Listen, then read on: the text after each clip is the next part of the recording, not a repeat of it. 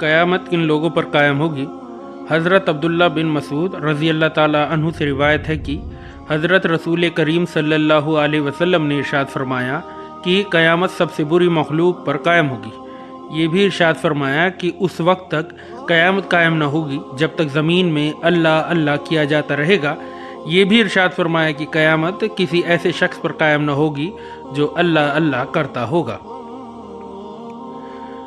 एक लंबी हदीस में है कि चूंकि किसी मुसलमान की मौजूदगी में क़यामत कायम न होगी, इसलिए दुनिया में इसी दिन व रात के होते हुए अचानक अल्लाह ताला एक उम्दा हवा भेज देंगे जो मुसलमानों की बगलों में लगकर हर मोमीन और मुस्लिम की रूह कब्ज़ कर लेगी और सबसे बुरे लोग बाकी रह जाएंगे जो सबके सामने बेहयाई से गधों की तरह औरतों से ज़िना करेंगे।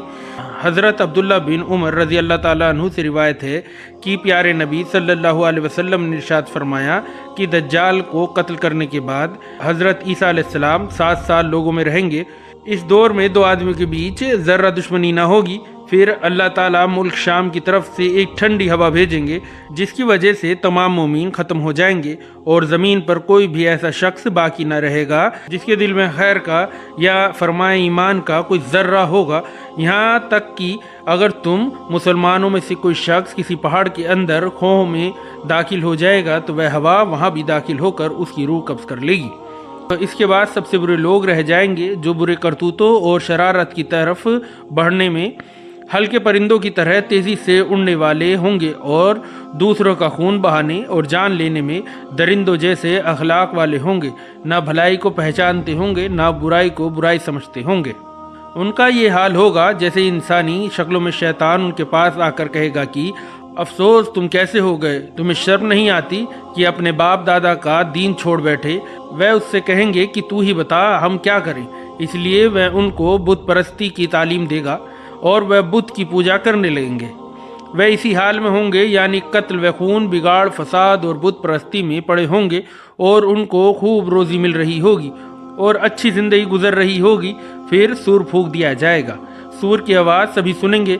जो सुनता जाएगा डर की वजह से हैरान होकर एक तरफ को गर्दन झुका देगा और दूसरी तरफ को उठा देगा। फिर फरमाया कि सबसे पहले जो शख्स उसकी आवाज़ सुनेगा वह होगा जो ऊँट को पानी पिलाने का होश पे लीप रहा होगा। यह शख्स सूर की आवाज़ सुनकर बेहोश हो जाएगा और फिर सब लोग बेहोश हो जाएंगे। फिर खुदा एक बारिश भेजेगा जो ओस की तरह होगी, उससे आदमी उग जाएंगे यानी कब्रों में मिट्टी के जिस्म बन जाएंगे। फिर दोबारा सूर फूका जाएगा तो अचानक सब खड़े देखते होंगे।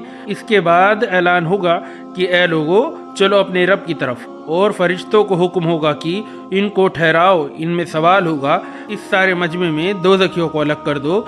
इस पर पूछा जाएगा अल्लाह जलाल शानू की किस तादाद में से कितने दोज़खी निकाले जाएं। जवाब मिलेगा हर 1000 में 999 दोज़खी निकालो।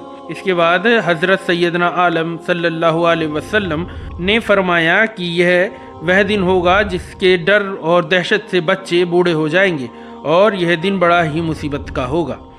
इन हदीसों से मालूम हुआ कि क़यामत कायम होने के वक्त कोई मुसलमान दुनिया में मौजूद ना होगा। इस बड़ी मुसीबत से अल्लाह ताला इन इंसानों को बचाए रखेंगे जिनके दिल में ज़र्रा भी ईमान होगा। अल्लाह हमें हमारे अमाल सुधारने की हिदायत दे और हम सबकी मग़फ़िरत फरमाए, आमीन। और हमेशा याद रखें कि अल्लाह हम सबको देख रहा है। आपको हमारी वीडियो कैसी लगी हमें कमेंट्स में ज़रूर बताएं और हमारी आने वाली वीडियोस को देखने के लिए बेल आइकन के बटन को प्रेस करें, चैनल को लाइक करें, सब्सक्राइब करें और अपनी दुआओं में हमें याद रखें। अल्लाह हाफ़िज़।